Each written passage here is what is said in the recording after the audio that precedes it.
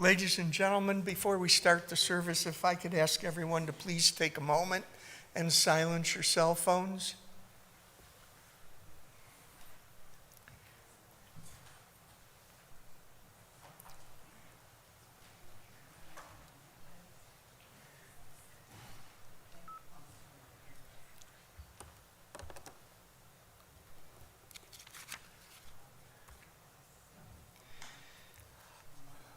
Ladies and gentlemen, the family of Richard Benedek will be gathering immediately following the interment service at the cemetery at 3601 Chatham Way in Ann Arbor for friends to call. The family will continue to gather tomorrow from 5 o'clock until 7 o'clock with religious services at the house at 6 o'clock. Those of you wishing to further honor the memory of Mr. Benedek may best do so by means of a contribution to Beth Israel Congregation of Ann Arbor or to the Kiwanis Club of Ann Arbor. This information is available on our website, iraKaufman.com. Thank you.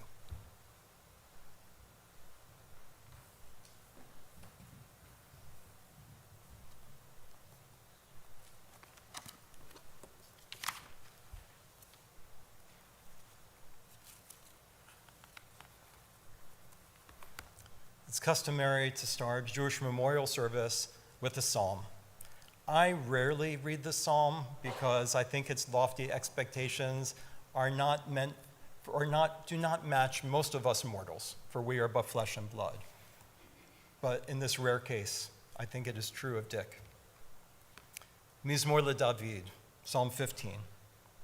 Adonai mi yagur be'ohalecha, mi yishkon behar kodshecha, Holech tamim, ufoel tzedek, v'dover emet bilvavo. Who deserves to enter God's holy place? Who merits to be by the side of God? The one who lives with integrity, who does what is right, who speaks the truth and speaks always without any negative intent. Dover emet bovavo, who pursues and seeks and speaks truth always in their heart. Lo ragal al lisrono, lo asa l're'ehu ra'a, v'cherpa lo nasa al krovo, nivze be'enav nim'as, ve'et yirei Adonai yichabed nishpa l'harav lo yamir, kaspo lo natam b'neshech, V'shochad anaki lo lakach, ose elel lo yimut le'olam. Their tongue always speaks without ill. They do no evil to others. They have never mistreat their fellow. They stay away from those we should all be staying away from, and they honor those who are together in mission. They never retract a promise once made, even when it brings them harm. In their business dealings, they are always more than fair in their charges, and they will accept no benefit if it means that the innocent will suffer. If we make these deeds our own, we too shall stand firm by the side of God forever.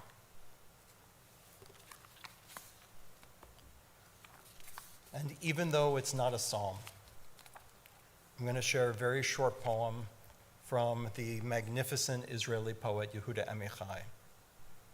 It's called My Father.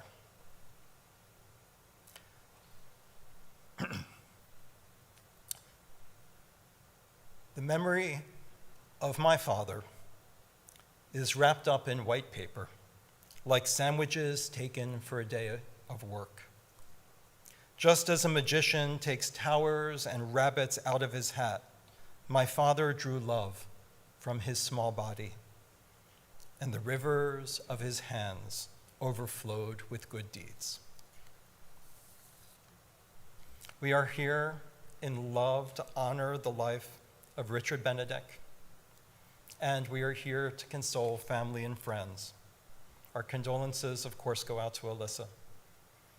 They go out to David and Cindy, Joel and Tammy, Sarah and David, and Dina and Douglas, and his beloved grandchildren, Katie, Ryan and Hannah, Evan, Jason, Emma, Ryan, and Dee Dee, and to his many loving relatives and friends, some of whom are joining us by streaming.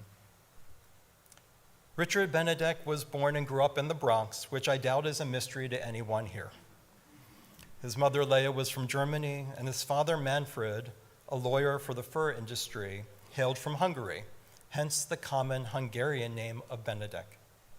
Dick's childhood in the Bronx was a happy one, spending time with his brother Armand, playing stickball, going to the Catskills and the Delaware Water Gap in the summer. A happy childhood to go with a happy personality, both of which Dick passed on to his own family. Dick lived close enough to the baseball stadium that he could walk. Initially a Yankees fan, of course. When Dick finally went to Michigan for law school, he became a Tigers fan, and he never looked back. And, of course, Michigan basketball, football, and so on. Dick's allegiances were clear. For many of us, Dick's devotion to his teams reflected his excitement for the drama of each and every moment. As Bob Costa wrote, sports is a drama playing out in real time, but with no predictability of how it will play out, a quality other forms of spectacle lack. Dick's enthusiasm reflected two key parts of his character. First, his excitement to include us in something to celebrate each and every day. And second, his deep, deep loyalty. A loyalty to teams, surely, but also his loyalty to Alyssa, to his children, to his grandchildren, to his friends and compatriots in Kiwanis, to his country. He was active duty military and reserves from 1959 to 1964, to his clients, and especially those who were children, and actually to every living thing. Dick really lived the Torah's instruction that all life is sacred, and none more so than those who require some help. So devoted was he even to his fish, that when the power went out in his home and the temperatures turned freezing, Dick insisted that the family not flee to a hotel or a friend's home, but remain in the house, shivering under blankets, so that Dick could ferry small amounts of warm water to the fish tank. So great was his loyalty to every life that came into his orbit, especially the lives of those for whom he could give care. Many of us in this room, and who are joining us by streaming, were the grateful recipients of that care. Perhaps Dick's soul was ready to so peacefully pass to the next world because he had just been surrounded by his family for his granddaughter's wedding, and as they lingered for the week after, with Dick basking in his connection, those allegiances to his family, and having just celebrated his 67th wedding anniversary with Alyssa, though for Dick, every day was an opportunity to celebrate that 67-year covenantal bond, that partnership with the love of his life. And on July 4th, just before he passed to the next world, he watched the Tigers baseball game and the Independence Day fireworks.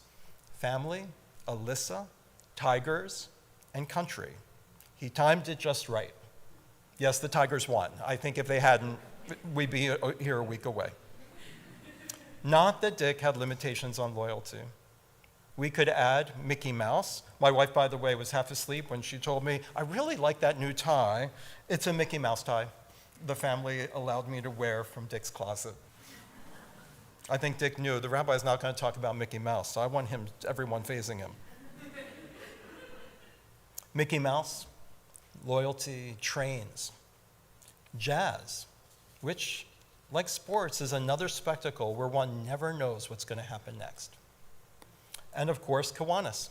I doubt Dick was prouder of any accomplishment on a 7-page, single-spaced resume of his achievements than his perfect attendance record with the Kiwanis Club since the banner year of 1963, and who granted him its highest honor when it inducted him into its Hall of Honor in 1985.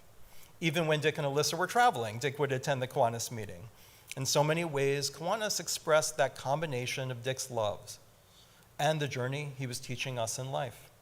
If you begin with service, with those who share a mission to the community, to the defenseless, to children, as Alyssa exemplifies as his perfect partner, if you begin with service and mission, you will find yourself with the right folks and have loyal friendships and partners to celebrate each and every moment of life forever.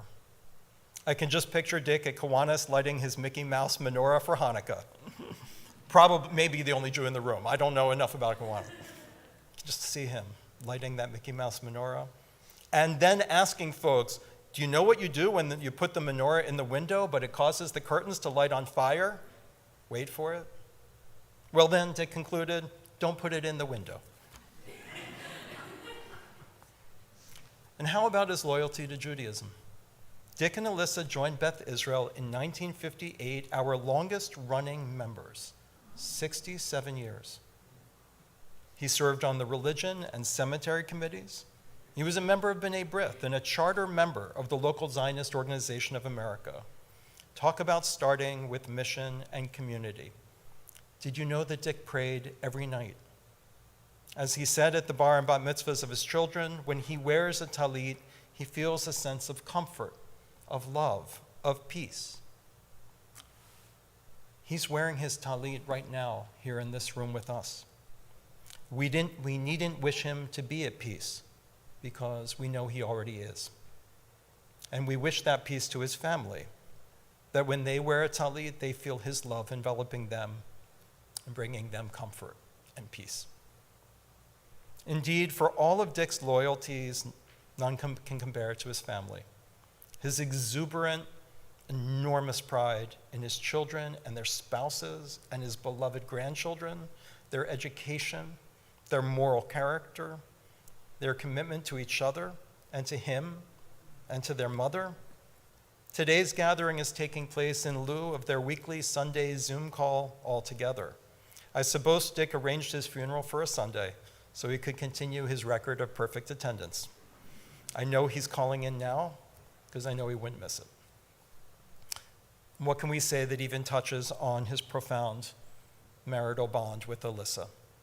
When I asked her what first attracted her to him over 67 years ago, she said she was struck with how he was so thoughtful and deeply, deeply kind. Dick was a man that as a father and as a husband was so far ahead on all things now called feminism and DEI, nothing gave him greater pleasure than supporting Alyssa's career. When she became the president of the American Psychiatric Association, Dick proudly called himself her Barbara Bush. On his CV, the longest entry is the one for wife, listing her titles. And talk about a father making time for his children, from the trains to the fish to celebrating every moment with them, and when typing up their papers for them, going over every single correction. He really did go up and beyond what a husband and father could be. Though Dick began as a family lawyer for the Zwerdling brothers, including Ozias, who established the synagogue and whose picture right in the hallway, just beyond that wall, we were all just admiring, just a few of us just now. He eventually became, from 1962 to 1966, a juvenile court referee. And I'm sure Dick enjoyed the sports connotation of himself getting to be the referee. And that eventually turned into being a friend of the court from 68 to 78, where he advised the court on what was best in cases involving children. Dick and Alyssa, separately and together, pioneered a focus on what's best for the child without bias and presumptions about parental guardianship and visitation. The only question in their published research and in clinical and legal practice was and should remain, what's in the best interest of the children? Alyssa and Dick published together and advanced true tikkun nefesh, healing of spirit, and tikkun olam, healing the system. Dick told me that at one point he became an emeritus lawyer. He was pretty sure that there had never been an emeritus lawyer before, and he was very proud to have invented it. He did it because it allowed him to give advice to and help his clients without any financial interest whatsoever. Like the man in the psalm I read who ascends to God directly for accepting no benefit from his dealings with others. He not only was a man who served others without any financial interest. Dick, you invented a category for it. And running through every moment, his sense of humor. He used to say that having a sense of humor is having a sense. In Yiddish, we say seichel, common sense. In other words, don't use humor to belittle. And he would never. Did you ever notice that in Dick's stream of humor, there was never a cuss word, never a mean thought? And that's rare with humor. You were a part of the humor, not its target.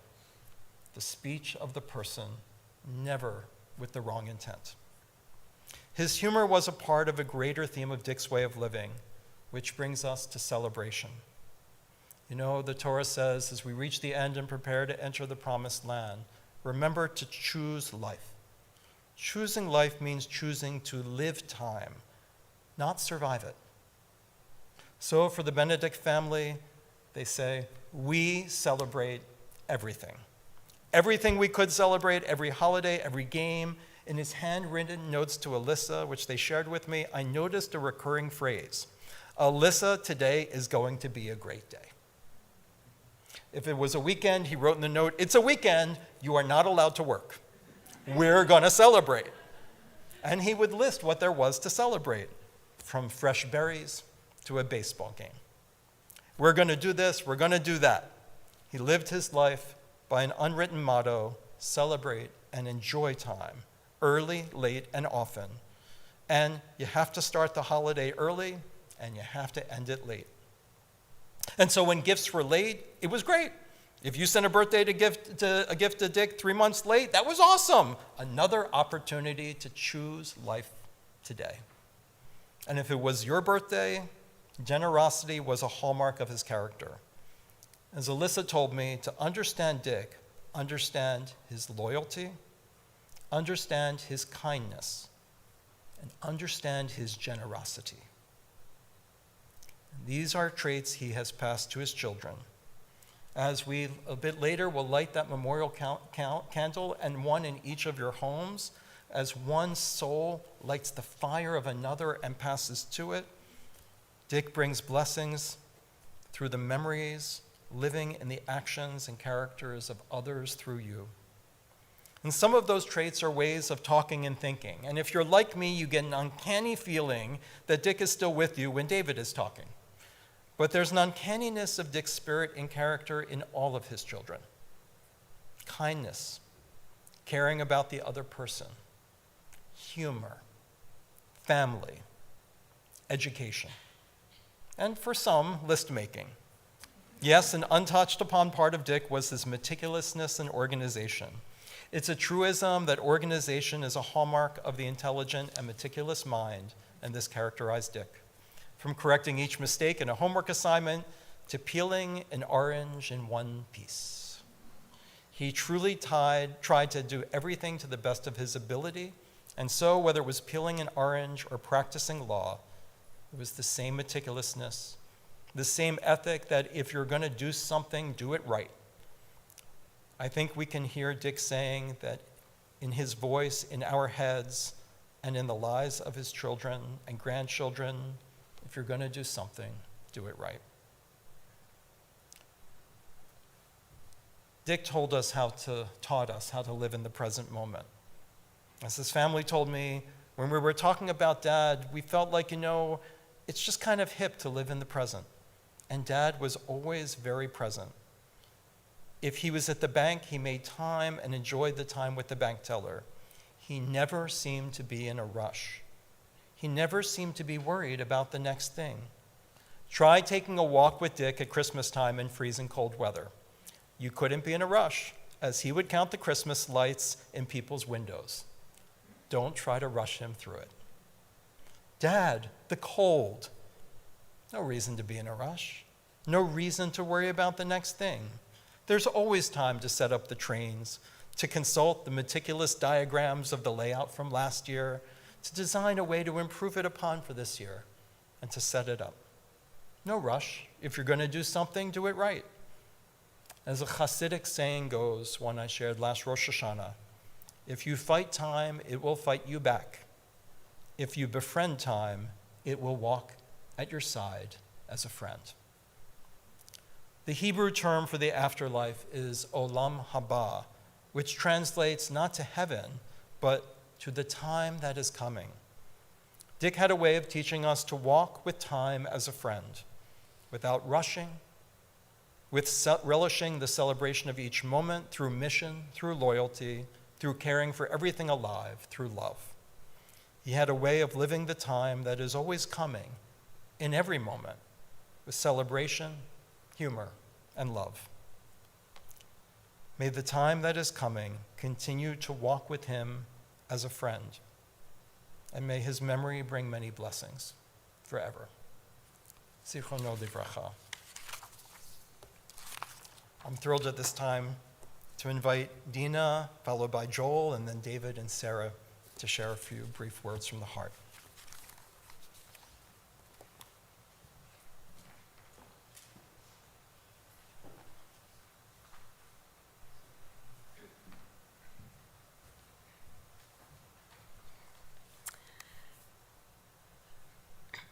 Thank you all for being here today to remember my dad.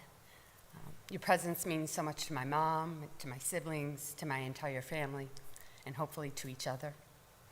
It is really hard to talk about my dad without talking about my mom.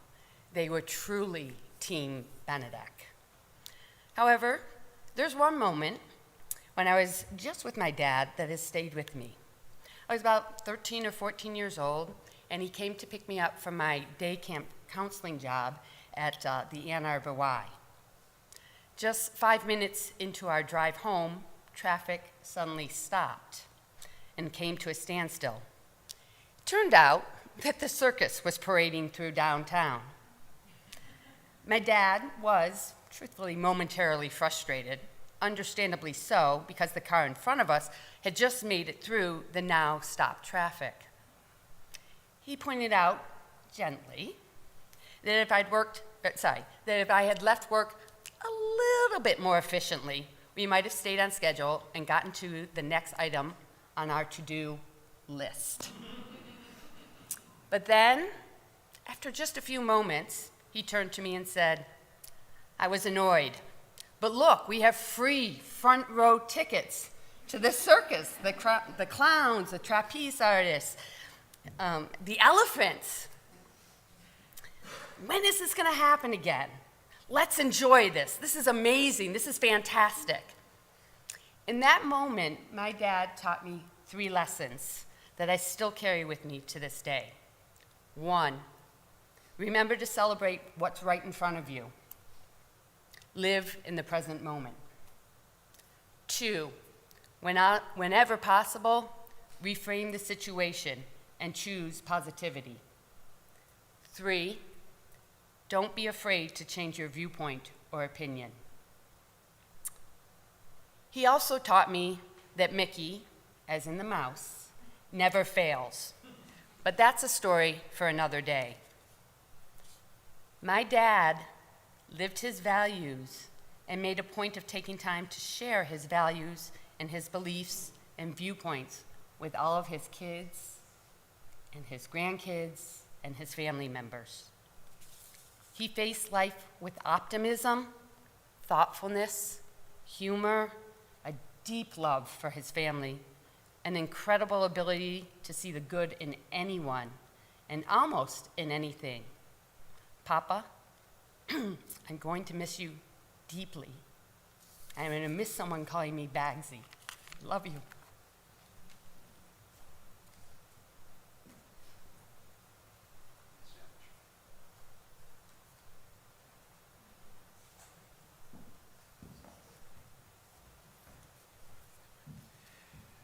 Okay, I was going to tell some jokes, but everyone said don't. So my dad had a tremendous sense of humor. So that's that's already been mentioned.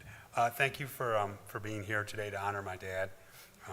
My father was a kind, principled man As a lawyer, he stood for justice and fairness, but more than that, he stood for people.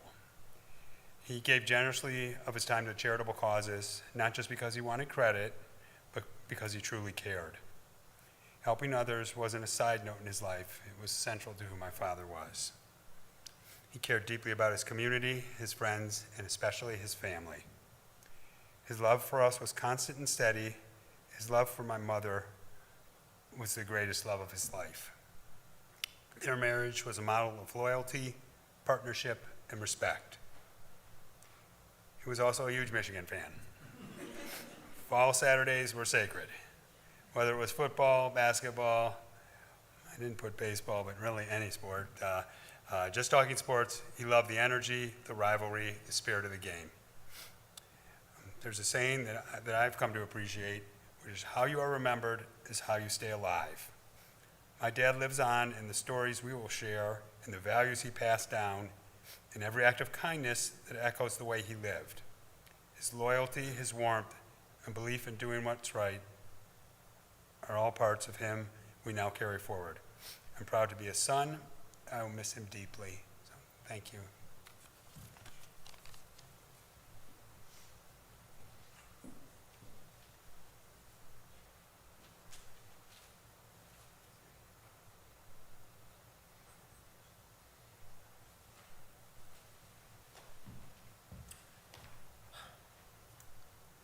Well, first, Rabbi, thank you.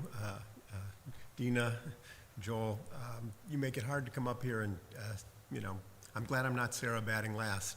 No pressure, kid. And really, thank you all for being here, as Joel said, to honor my father and really to support our family. It means a lot to us, and we really appreciate it. I don't want to be redundant. Although it's hard not to be because my siblings have hit on some of the things that are most important, but I'll try to tell a little story, and I'll maybe try to do like Dina did and get some lessons out of it. So we're, I think, maybe 8 or 7 years old. It was just my brother and I and my father, and we traveled to New York. I think my dad may or may not have had business. For us, it was to visit his brother and our grandmother, and still my great-grandmother in New York. And we had a nice time and saw the family. I think Mom was probably at home at work or perhaps even pregnant with another kid, I don't know. But she didn't make the trip, and that was unusual because my mom was the co-pilot on every trip we took with maps in hand. You know, this is pre-GPS, pre-cell phone, pre-any of that stuff. So it was an important job, and I was definitely not up to the task when we were coming home. And we were coming home. We'd had a good trip, and, we were young, my brother and I, and of course we had to make rest stops. And we stopped, and maybe 3 hours in, felt like 3 hours, but maybe it was shorter. And we got back on the road, and maybe we did it again, and we got on the road again, and was, hey, Dad, gotta go. And he said, okay, well, we'll start looking for a place to get off. He said, oh, look, that sign, it says, we're traveling east, but we're traveling west. Okay, Dad, you're in charge. He said, how funny, and he's looking for an exit, and he's looking for it, because I think we're on the Pennsylvania Turnpike, or maybe 86, and, 10 miles more go by, and finally there's an exit, and same thing, he's like, and he comes to realize that we've driven probably 100 miles in the wrong direction since the last rest stop. And, I'm the co-pilot, so I'm a little nervous about things. Mom, where are you? And he looks at me and he goes, nuts. That was it. And then he was done. I'm thinking, I'd like to think I've learned his calm demeanor and to live in the moment and all that stuff. But that was what he did. And he's like, oh, here's what we got to do. We're going to find that next exit. You guys are going to go to the bathroom. We're going to get turned around. We got to find a payphone to call your mom and let her know that we're going to be probably 4 or 5 hours late on this. What was a 10-hour trip. It's now turned into a 15. But he was calm as could be, and he was, we get back in the car, and he's like, you guys, this is just a story we're going to tell, And again, what did I learn? What did I learn? just in the moment, right? This is it. It's just another story. It's just another thing. It's not a big deal. Again, Dad was, as has been pointed out, not in a rush anywhere, so perhaps it was easier for him than for some. But the lesson was really, when stuff happens, make the most of it, enjoy it, turn it into a story, and just embrace it. And he did that. I try, but I try to live his example. I think we all do. So I will have to, I have a cell phone now and a GPS, and I have not made that mistake, but I have made others, and I try to draw on my inner dad when those things happen, and I try to, turn it into a story and drive on, and we're going to try to do that here today too, I guess. So thank you again for being here for us, and really for supporting the family.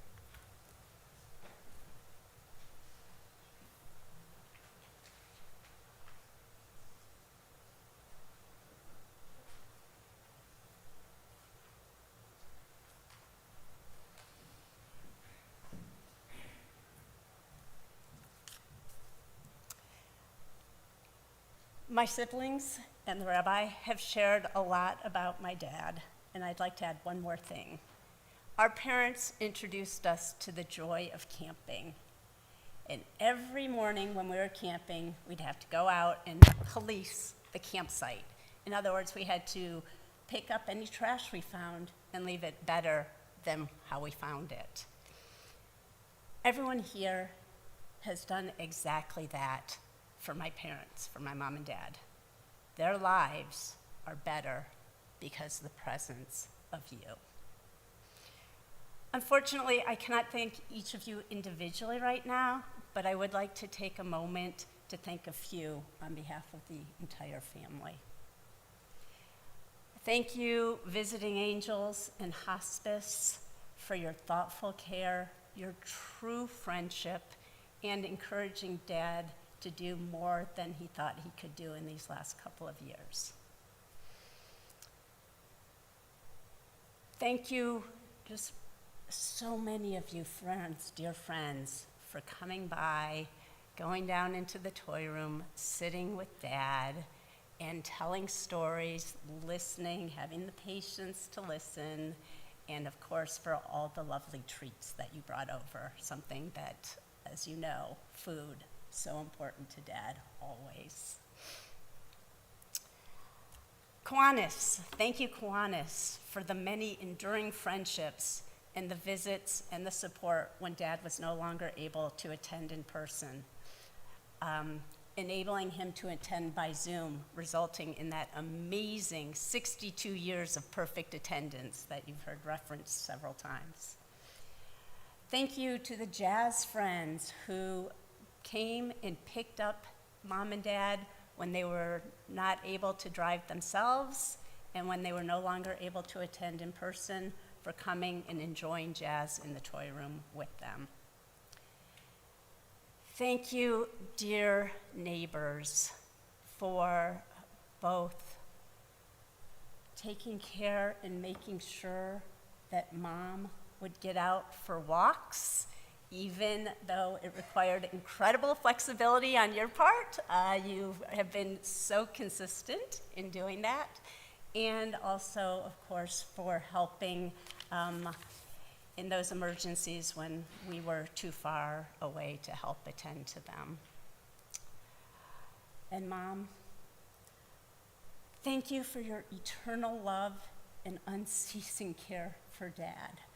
You are strong beyond words and an incredible, incredible role model.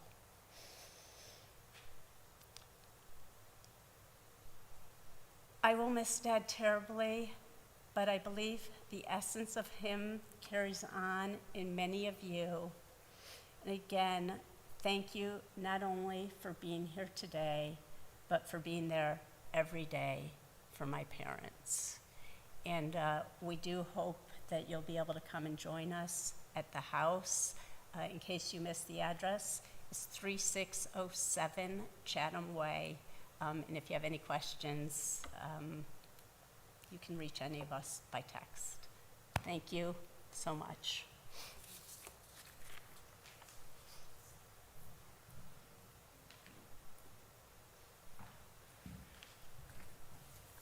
And to follow up on Sarah's theme, each of you still has a job to do, and that is to comfort the family by sharing stories and tributes to Dick, and you can do that today and tomorrow at the house in those gatherings, and if you're not able to attend them, to send or call and send those messages. So I hope that, I know that Dick wanted the funeral service itself to be short and sweet, maybe a little bit like he was, and so, but it doesn't mean this service of tributes and fun, humor, and lessons learned isn't continuing with all of you.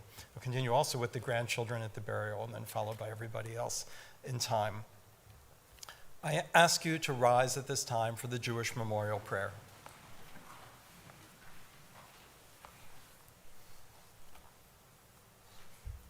God on high, who in your essence is pure compassionate flow, we ask that you grant infinite rest under the wings of your sheltering presence among the holy and pure souls, the soul of Richard Benedek, who is now returning to his eternal home in you.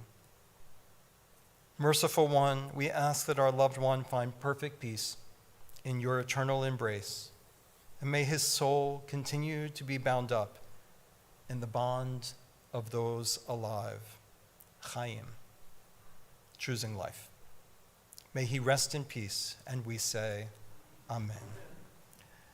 El male rachamim, shochen ba'meromim, hamse menucha nechona, tachat kanfei hashchina, b'ma'alot kedoshim utehorim, kezohar harakia mazhirim, l'nishmat Yechezkel ben Manfred v'Leah, shehalach le'olamo, began Eden tehei menuchato, Ana Baal harachamim, hastirehu b'seter kenafecha le'olamim, utzor bitzor hachayim et nishmato, Adonai hu nachlato,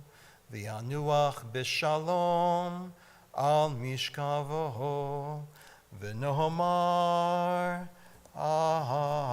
Amen. We ask pallbearers to approach at this time.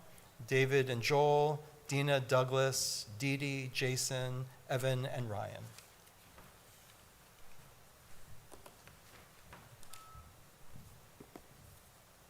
Pallbearers, if you step aside for a moment when I turn the casket, please.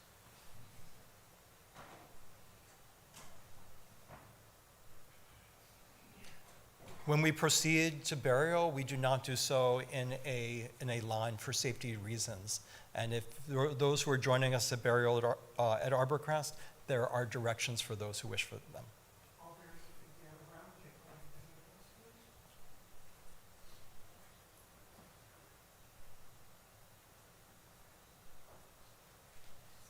You won't have to lift it this time, pallbearers. Just hold the handles, walk alongside, and the casket. I'll ask family and then friends to follow, please. Right, pallbearers. Watch your step.